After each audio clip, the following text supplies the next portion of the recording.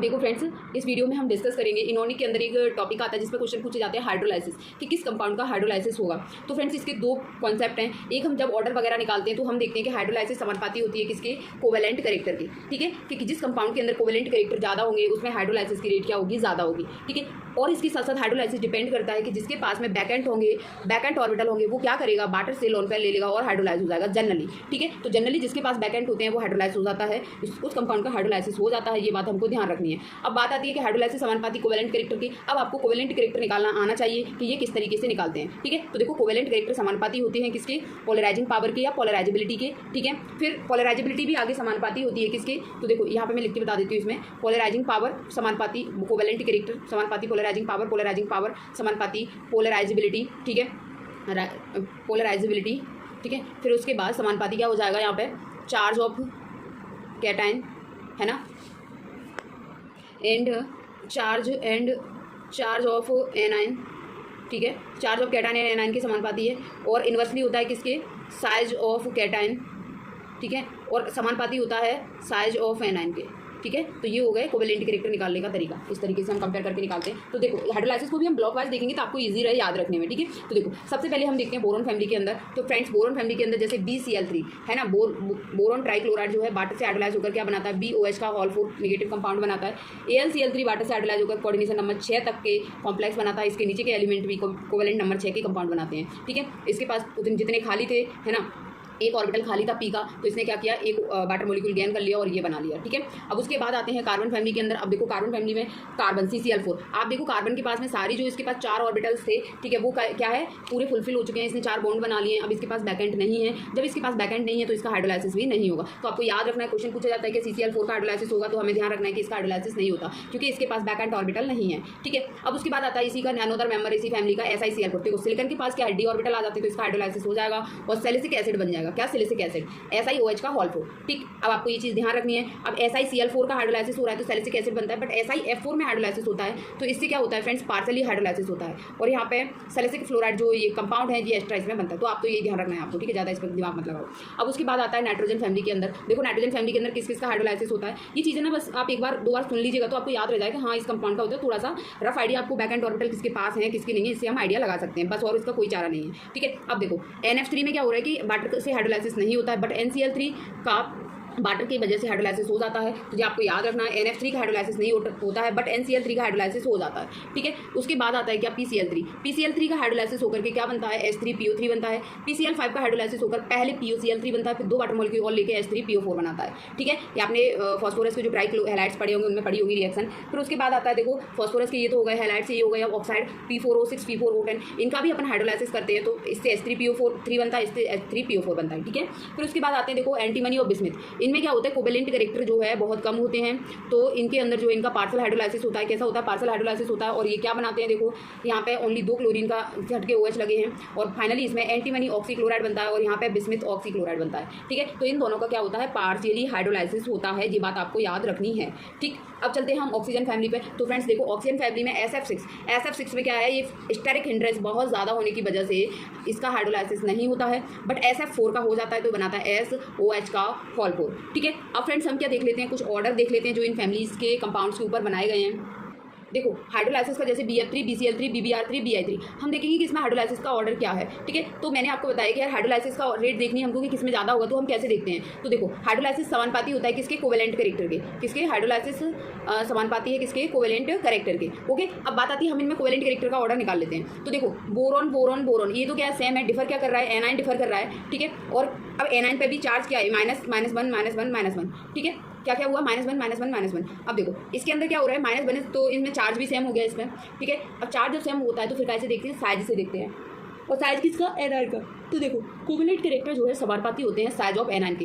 A9 का size जितना ज़्यादा होगा उसके अंदर कोवेलेंट कैरेक्टर ज़्यादा होंगे। तो देखो आयोडीन का साइज ज़्यादा होता है तो इसके अंदर कोवेलेंट कैरेक्टर ज़्यादा होंगे। जब इसके अंदर कोवेलेंट कैरेक्टर क्या है, यहाँ पे कोवेलेंट कैरेक्टर ज़्यादा तो इसका हाइड्रोलाइसिस भी क्या होगा, ज़्यादा होगा। ठीक है, समझ में आई बात। तो जहाँ पे कोवेलेंट कैरेक्टर ज़्यादा होंगे उसका हाइड्रोलाइसिस, तो ये हाइड्रोलाइसिस का इंक्रीजिंग ऑर्डर लिखा है। ठीक है, उसके बाद आते हैं SiF4 SiCl4 है ना, सिलिकॉन के हैलाइड, तो इसमें के अंदर भी वही कॉन्सेप्ट लगाएंगे तो हाइड्रोलाइसिस ज़्यादा होगी, ठीक है।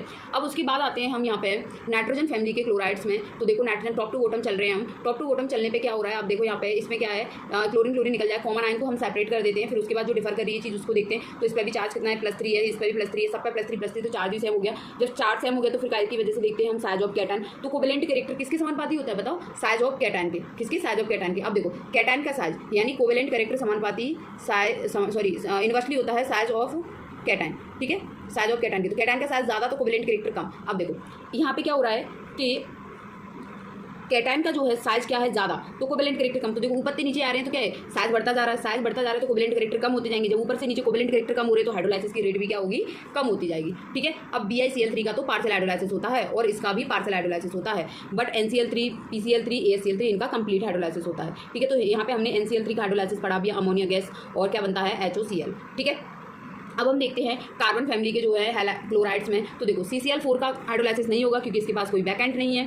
फिर उसके बाद इसमें हम वही नॉर्मल कॉन्सेप्ट लगाएंगे, कोवेलेंट कैरेक्टर से प्लस चार्ज सेम है, इसको एक्सक्लूड कर देंगे क्योंकि ये कॉमन आयन है। अब उसके बाद हम देखें जिसका साइज ज़्यादा कैटायन का, उसमें कोवेलेंट कैरेक्टर क्या होंगे, कम होंगे। जिसमें कोवेलेंट कैरेक्टर कम होंगे तो उसमें हाइड्रोलाइसिस की रेट क्या होगी, कम होगी। तो ऊपर से नीचे आ रहे हैं तो ये क्या हो रही है, डिक्रीज हो रही है, इसमें सबसे ज़्यादा होगी, ठीक। अब एक चीज़, एक एग्जाम्पल है, देखो SF6, SeF6 और TeF6, मैंने ऑक्सीजन फैमिली के इन कंपाउंडों के हेक्साफ्लोराइड लिए। तो फ्रेंड्स क्या होता है, SF6 के अंदर जो है इसका हाइड्रोलाइसिस नहीं होता है, बट इन दोनों का हाइड्रोलाइसिस होता है और ये हाइड्रोलाइसिस की रेट का इंक्रीजिंग ऑर्डर है, ठीक है। अब फ्रेंड्स देखो हम हाइड्रोलाइसिस ऑफ हैलोजेंस का हाइड्रोलाइसिस देखते हैं। ये हाइड्रोलाइसिस फ्रेंड्स मैंने आपको पूरी इनऑर्गेनिक की रिएक्शंस के नाम से जो वीडियो अपलोड किए हैं, ठीक है, तो उसमें हैलोजेंस की रिएक्शंस हैं, ठीक है, तो उसमें मैंने ये रिएक्शंस कवर की हैं, तो आपने वहाँ पर भी इनको पढ़ा है। अभी मैं हाइड्रोलाइसिस के साथ भी आपको दोबारा से इनको बता रही हूँ, ठीक है। अब देखो सबसे पहले क्या है, F2 का हाइड्रोलाइसिस होता है तो क्या बनता है, HF बनता है और HOF बनता है। बट क्या होता है फ्रेंड्स, यहाँ पे फ्लोरीन पे और ऑक्सीजन पे लोन पेयर हैं, इससे लोन पेयर रिपल्सन की वजह से ये फर्दर डिसोसिएट हो जाता है HF और O3 एंड O2 में। O3 और O2 के मिक्सचर को कहते हैं ओजोनॉइड ऑक्सीजन, ठीक है। अब देखो यदि हम क्लोरीन और ब्रोमीन Cl2Br2 का हाइड्रोलाइसिस करते हैं तो इनका सेम तरीके से होता है। तो हमने जनरल X2 लिख लिया, हाइड्रोलाइसिस होगा तो इससे बनेगा क्या, HX और HOX, ठीक है। HX माने जैसे मान लो हमने यहाँ पे क्लोरीन ले लिया Cl2 तो HCl और प्लस HOCl, Br ले लिया तो HBr प्लस HOBr, ठीक है। हाइड्रोलाइसिस होकर इस तरह कंपाउंड बनाएंगे। उसके बाद आयोडीन का हाइड्रोलाइसिस करें तो फ्रेंड्स ये नॉन स्पॉन्टेनियस रिएक्शन है, ये रिएक्शन नहीं होती है, इसमें रिवर्सिबल रिएक्शन होती है, जो कि मैंने आपको हैलोजेंस की रिएक्शन में समझाई है, ठीक है। अब हम देखेंगे इनर्ट गैस के अंदर कुछ कंपाउंड है जिनोन के, उनका हाइड्रोलाइसिस, ठीक है। अब देखो फ्रेंड जिनोन के कंपाउंड, ये हाइड्रोलाइसिस भी मैं आपको रिएक्शंस में समझा चुकी हूँ, बट यहाँ पे इनका हाइड्रोलाइसिस हो रहा है तो इसीलिए मैं इनको कवर कर रही हूँ। तो देखो सबसे पहले जिनोन का फर्स्ट कंपाउंड XeF2, इसका हाइड्रोलाइसिस करेंगे तो इससे क्या बनेगा, जिनोन, HF और O2। देन फिर मैंने आपको बताया XeF4 का जब हाइड्रोलाइसिस करते हैं तो जो XeF2 से जो कंपाउंड बने हैं वही बनेंगे, सिर्फ एक्स्ट्रा आ जाएगा XeO3, ठीक है। फिर उसके बाद XeF6, इसका होता है कैसे, 3 स्टेप में हम इसका हाइड्रोलाइसिस करते हैं। पहले एक वाटर मॉलिक्यूल के द्वारा, तो इसे कहते हैं पार्शियल हाइड्रोलाइसिस, तो इससे बनता है XeOF4। फिर सेकंड होता है 2 वाटर मॉलिक्यूल से XeO2F2, तो ये भी पार्शियल हाइड्रोलाइसिस है। 3 वाटर मॉलिक्यूल से इसका होता है कंप्लीट हाइड्रोलाइसिस, तो इसमें क्या बनता है XeO3HF प्लस O2, ठीक है। सॉरी ये XeO2 लिखा है, यहाँ XeO3 आएगा, ठीक है ना। तो ये हो गया, तो मतलब हमको ऐसे कंपैरेटिवली याद रखने हैं। ये हमारे जो हो गए पार्शियल हाइड्रोलाइसिस और इसका कंप्लीट हाइड्रोलाइसिस हो गया। देखो इसमें दोनों ये इसमें से अब एक जिनोन हट जाएगा यहाँ से, ठीक है। तो इस तरह आप थोड़ा सा कंपेयर करके याद कर सकते हो। फिर उसके बाद हम देखते हैं डी ब्लॉक के कुछ कंपाउंड, उनका हाइड्रोलाइसिस। तो देखो 2 एसिड देखेंगे, क्रोमियम का ऑक्साइड, मैंगनीज का ऑक्साइड। इसका ऑक्साइड तो इससे बनता है क्रोमिक एसिड, ठीक है, और Mn2O7 का हाइड्रोलाइसिस करते हैं तो इससे बनता है परमैंगनिक एसिड, ठीक है। तो ये हमें याद रखना है, ना भी याद रखो तो कोई दिक्कत नहीं, बस बता दिए मैंने आपको, लेकिन ये तो बहुत इंपॉर्टेंट है। और इससे पिछला जो मैंने हैलोजन का जो है आपको हाइड्रोलाइसिस बताया वो बहुत इंपॉर्टेंट है, आपको दोनों चीज़ें याद रखनी है, ठीक है। अब आते हैं फ्रेंड्स हम क्या, एनहाइड्राइड। तो देखो क्या होता है एनहाइड्राइड।